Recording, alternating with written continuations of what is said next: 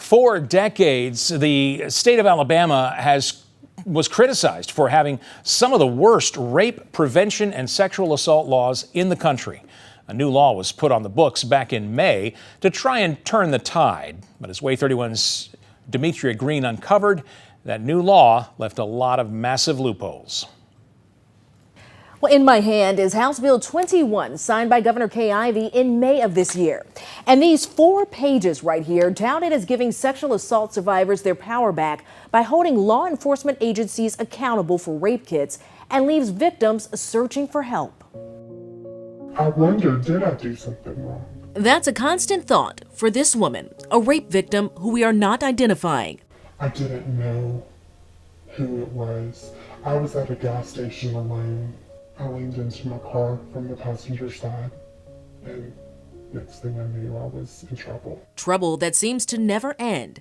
Those moments now weaved into every aspect of every day. When someone overpowers you in that way, you can feel very broken, and you can feel very unworthy. And I know a lot of people, after it happens, they feel dirty. Jordan Rubidoux is a rape victim advocate for Crisis Services of North Alabama, who sees on average 4 new survivors each and every week. Her job is to bring a sense of peace and hope to a person going through the worst moments of their life, all while trying to win a race against the clock. The most important time limit is 72 hours after the assault because of DNA evidence.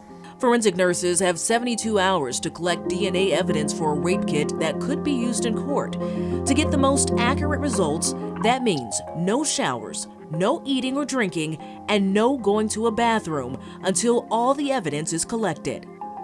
Evidence collection is taken so seriously, only one person is allowed to conduct every aspect of each rape kit. If something gets mishandled, there's the high chance that the case could be thrown out. And it is no longer admissible in court, which means a missed opportunity to bring justice and healing to a survivor. And justice is in short supply according to the Rape, Abuse, and Incest National Network, whose data shows out of every 1,000 assaults, only 25 are brought to justice. We were discovering a lot of police departments that the rape kits were being destroyed without notifying the victim first, or cases being closed for undisclosed reasons. That lack of transparency and the blatant disregard for rape kits prompted Alabama Representative Chris England to look into how police departments across the state handle sexual assault cases. What he found is alarming. He found police departments charging victims hundreds of dollars just to get a rape kit performed.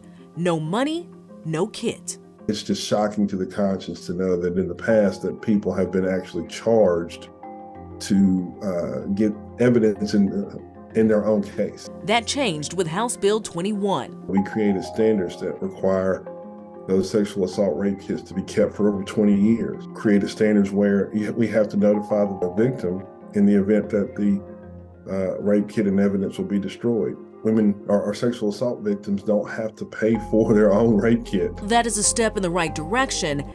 Advocates point out the fact that huge problems remain in Alabama. There is no requirement for hospitals to tell law enforcement about a rape kit being collected. No requirement to have a rape kit picked up in a timely manner when it is collected. And even if it is picked up and taken to the state lab, there is no requirement for it to be tested. No tracking system for keeping up with completed kits. There's more, but in short, there is nothing making sure rape is taken seriously in Alabama. On the rare occasion it is, 6 years. It took 6 years. The wheels of justice are painfully slow. Do you know how much healing happens in 6 years? That just ripped all my wounds right open again. When I took these issues back to Representative England, he promised to take action. You identified some gaps there that we're continuing to work on. When we go back in the session, those questions will be asked, and also we're going to put pressure on law enforcement to start keeping that information and giving it to us. Nobody wants to talk about it. Everybody wants to just turn a blind eye to it, pretend that this isn't happening, and unfortunately it's happening every single day. Representative England says the next step is for police departments to create a policy for tracking rape kits and develop a real system ensuring real justice for victims. Now, it is worth noting that I reached out to Governor Kay Ivey about a recent funding grant of $400,000 for rape victims. Here's part of her statement. It's a crucial investment in the safety, well-being, and dignity of those who have been victimized. Now, we'll continue to work to ensure they receive the care they need and deserve. We 31 will be there during the next legislative session and keep following this important issue. But if you do need help, the Alabama Crisis Services of North Alabama offers free rape kits available 24 hours a day. You can call that number on your screen.